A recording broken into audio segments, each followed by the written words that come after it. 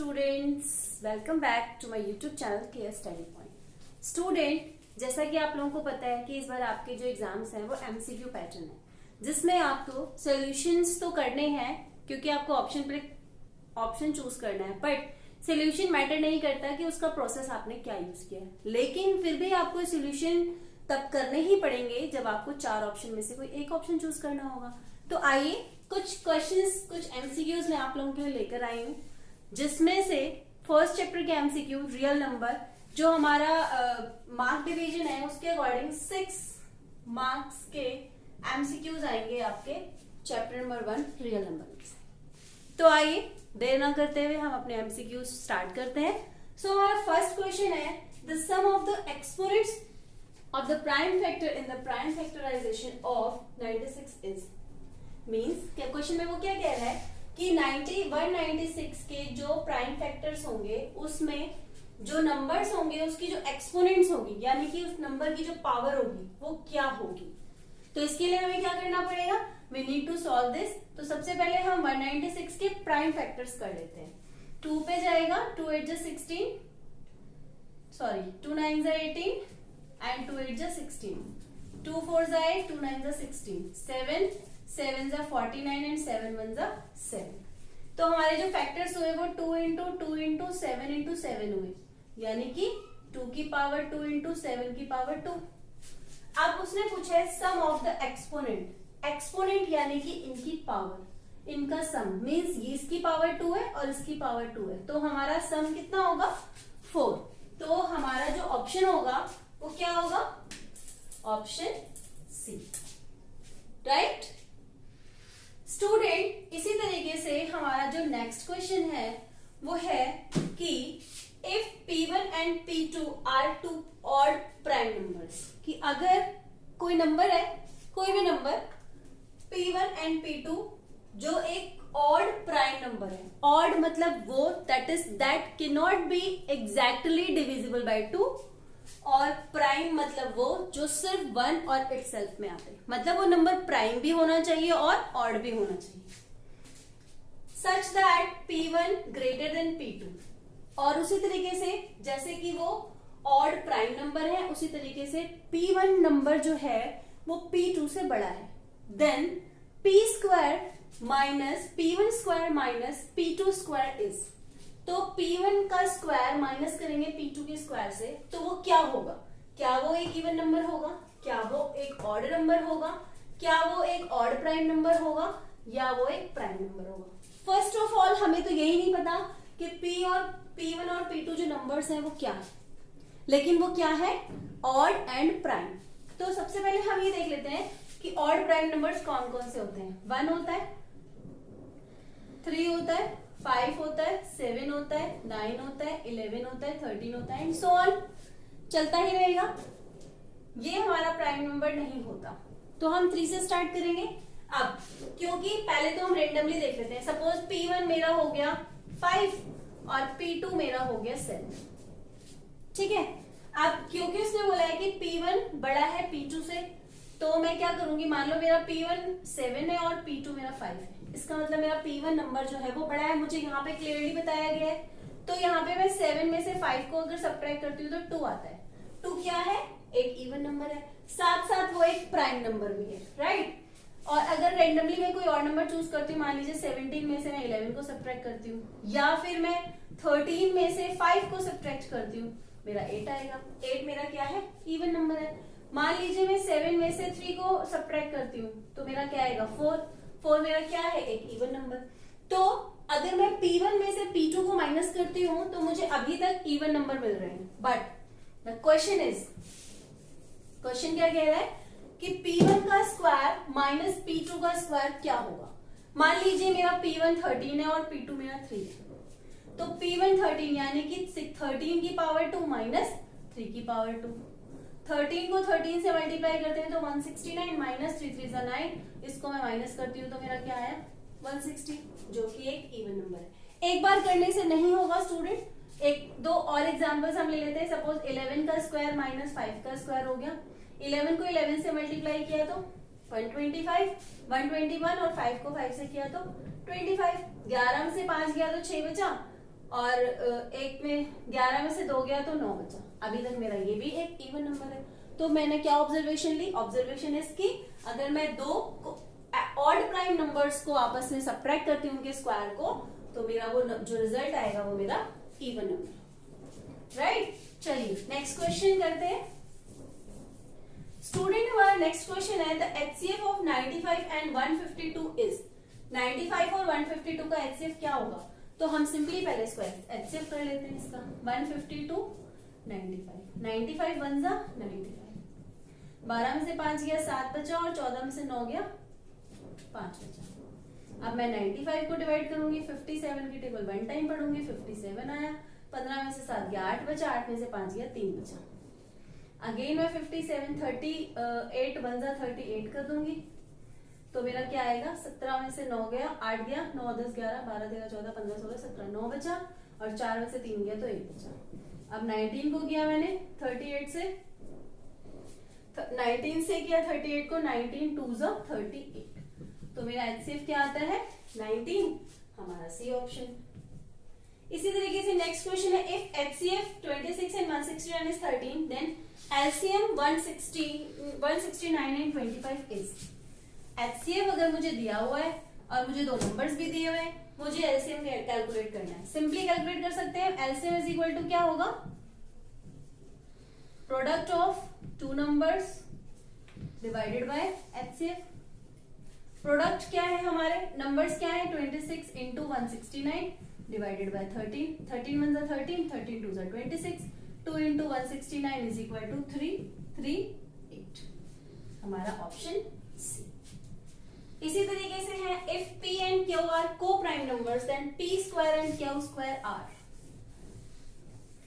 को prime number. सबसे पहले आपको समझना होगा कि को प्राइम नंबर क्या होता है। स्टूडेंट, को प्राइम नंबर उन दो नंबर्स के पेयर होते हैं जिसमें सिर्फ और सिर्फ एक कॉमन होता है।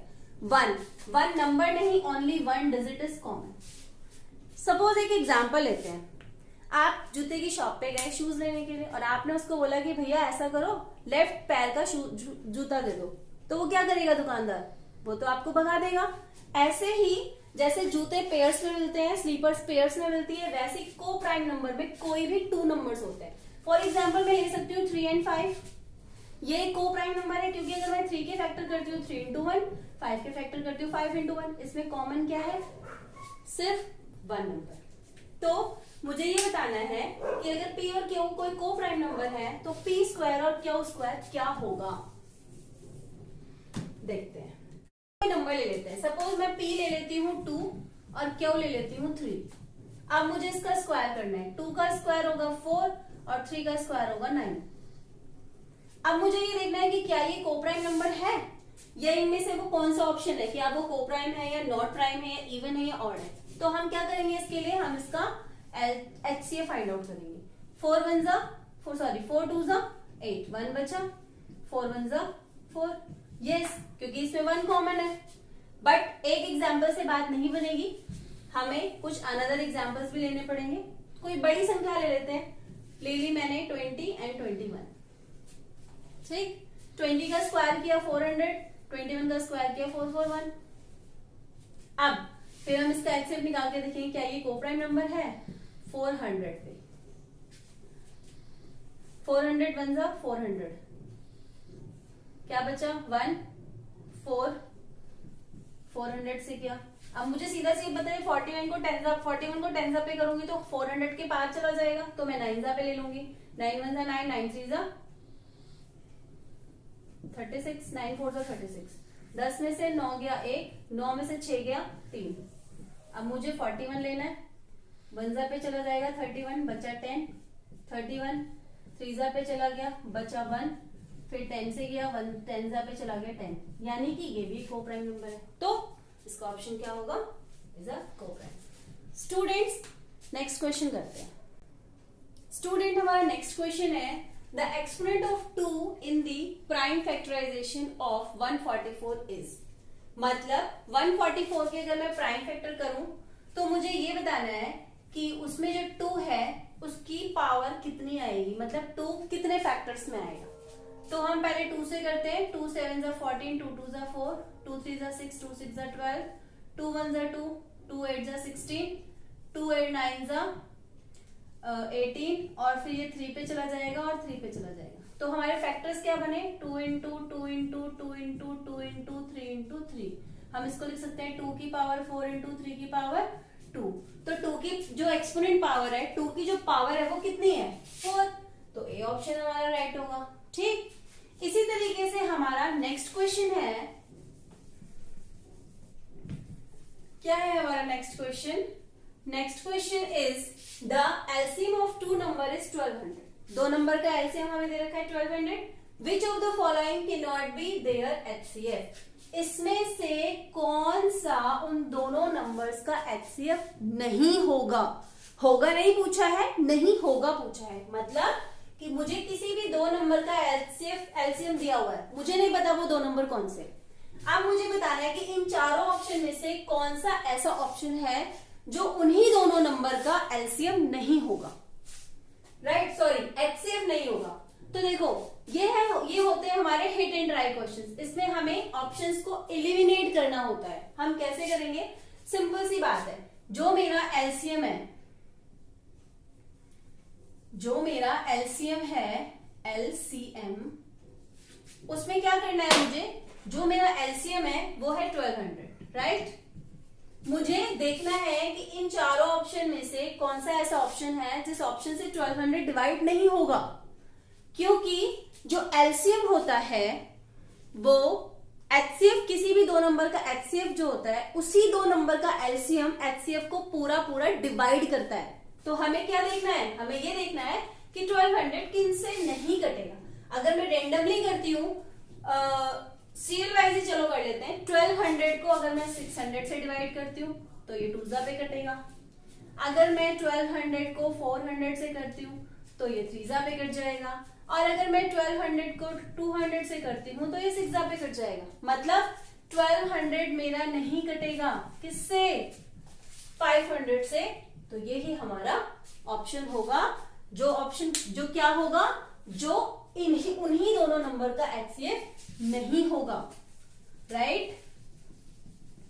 सो let's move to the next question. If n is equal to, अगर n 2 की पावर 3 इंटू 3 की पावर 4 इंटू 5 की पावर n इंटू 7 है, then the number of the, sorry यहां पे 4 ही होगा, then the number of consecutive zero is n, where n is a natural number.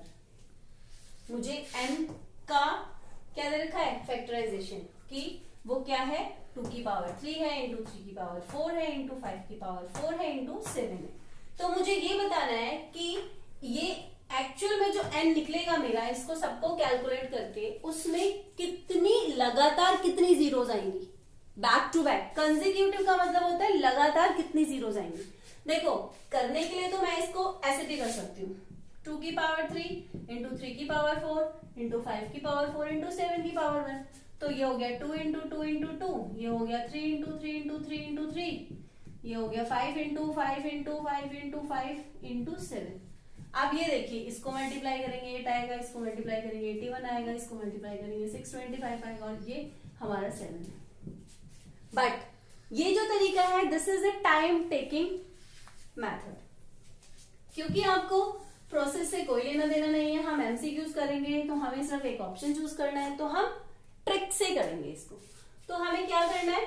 Trick हमारी क्या है कि सबसे पहले मुझे ये देखना है कि 2 कितनी बार?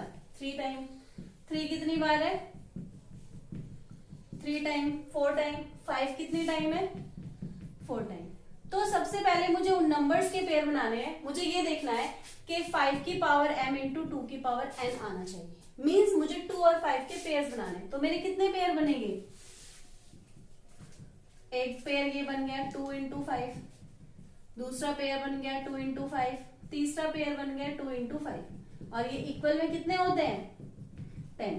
अब किसी भी नंबर को अगर मैं सिर्फ इससे मल्टीप्लाई करूं, चाहे वो कितना भी बड़ा नंबर हो, तो मल्टीप्लाई करने पे एंड में लगातार 3 जीरोस आएंगी। तो कितनी जीरोस आएंगी? 3। तो B option is the right option. Student, आप लोगों को भी कुछ ट्रिक सीखनी पड़ेगी जिसके साथ जिस वजह से आप सारे क्वेश्चन अटेम्प्ट कर पाएंगे।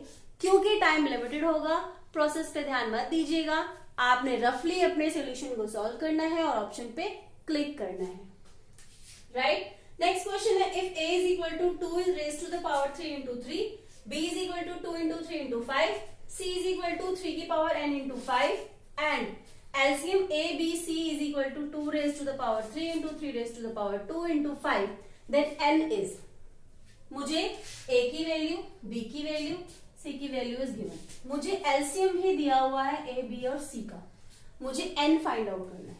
सबसे पहले मुझे ये देखना है कि a के फैक्टर्स क्या है, 2 की power 3 into 3, b is equal to 2 into 3 into 5, c is equal to 3 की पावर n इंटू 5। 2, 3 और 5 के अलावा क्या कोई प्राइम नंबर है हमारे पास? नहीं है। इसके बाद हम क्या करेंगे, उन नंबर्स को लिख लेंगे 2 इंटू 3 इंटू 5।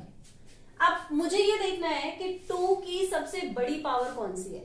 यहाँ पे 2 की पावर 3 है, यहाँ पे 2 की पावर 1 है, तो सबसे बड़ी पावर क्या है? 3, तो हमने यहाँ 3 लिख दिया। 3 को मैं अभी यहाँ छोड़ रही हूँ, 5 पे आते हैं। 5 में सबसे बड़ी पावर क्या है? 1। अब हम आते हैं 3 पे। 3 पे सबसे बड़ी पावर, यहाँ पे 1 पावर है, यहाँ पे 1 पावर है, यहाँ पे n पावर है। अब मुझे ये कैसे पता चलेगा कि 1 बड़ा है या n बड़ा है, क्योंकि n तो मुझे दिया ही नहीं है, n ही तो मुझे फाइंड आउट करना है। तो हम एलिमिनेट करके देखेंगे। सबसे पहले मैं यहाँ पे पावर 1 लगाती हूँ, तो ये मेरा क्या निकलेगा? एलसीएम। लेकिन एलसीएम मुझे क्या दिया हुआ है? 2 raise to the power 3 into 3 raise to the power 2 into 5। तो देखो ये इससे तो मैच नहीं हो रहा, ये एलसीएम मेरे इस एलसीएम से तो मैच नहीं हो रहा, तो मुझे क्या करना है? इसके इक्वल में मैंने क्या रखना है? 2 raise to the power 3 into 3 raise to the power 2 into 5। अब 2 रेज टू द पावर 3 से 2 raise to the power 3 cancel, 5 की पावर 1 से 5 की पावर 1 कैंसिल, और यहाँ पे हमें 1 नहीं रखना, अब हमें रखना है n, क्योंकि मुझे ये पता चल गया कि जो मेरी n पावर है वो 1 से बड़ी है। तो n 3 की power n is equal to 3 की पावर 2 निकला। तो अब आप देख सकते हैं कि n की वैल्यू हमारी क्या होगी? n की वैल्यू होगी 2। स्टूडेंट, नेक्स्ट क्वेश्चन में क्या करना है हमें? जो हमारा नेक्स्ट क्वेश्चन है वो होगा कि the decimal expansion of the rational number 14,587 divided by 1250 will terminate after 1 decimal number, 2 decimal number, 3 decimal number और 4 डेसिमल नंबर। क्वेश्चन समझने की कोशिश कीजिए। क्या बोला जा रहा है कि ये जो रेशनल नंबर है इसको डिवाइड करेंगे तो डेसिमल के बाद कितने नंबर्स के बाद वो टर्मिनेट हो जाएगा, मींस पूरा पूरा कट जाएगा। तो सबसे पहले इसको तो देखो मैं ऐसे भी कर सकती हूँ कि इसको मैं इससे डिवाइड करूं, but this is a stupid way for doing this solution. तो मुझे क्या करना है? सबसे पहले मैं जो हमने 1.4 में किया था 1215 के फैक्टर 2 पे गया, 6 2 5 फिर 5 पे करेंगे, 5 1 5 5 2 10 5 5 25, 5 से 5 2 10 5 5 25, 5 5 25, 5 1 5। तो क्या आना चाहिए बेसिकली मेरा? 2 की पावर m इंटू 5 की पावर n, डिनोमिनेटर आना चाहिए। तो मेरा क्या आया? 14587 अपॉन 1250। अब मुझे इसके फैक्टर मैंने करे तो क्या आया? 14587 अपॉन 2 इंटू 5 की पावर 4। अब मुझे क्या करना है? मुझे यही देखना है कि यहाँ पे दोनों में जिसकी पावर बड़ी है, किसकी पावर बड़ी है? 5 की पावर 4 है, 2 की पावर 1 है, तो 5 की पावर 4 बड़ी है। तो बस यही करना है। डिनोमिनेटर में अगर मैं इस फॉर्म में डिनोमिनेटर को लाती हूँ, उसके बाद मुझे ये देखना है कि किसकी पावर बड़ी है, 2 की या 5 की। जिसकी पावर बड़ी है उतने डेसिमल नंबर के बाद ये टर्मिनेट हो जाएगा। आई होप स्टूडेंट आपको मेरे ये क्वेश्चंस आपको एग्जाम में बहुत हेल्प करेंगे। इसके नेक्स्ट पार्ट के साथ मैं आपको बहुत जल्द मिलूंगी। तब तक प्लीज अपना ध्यान रखिएगा और मेरी वीडियोस को लाइक करते रहिएगा। Bye bye.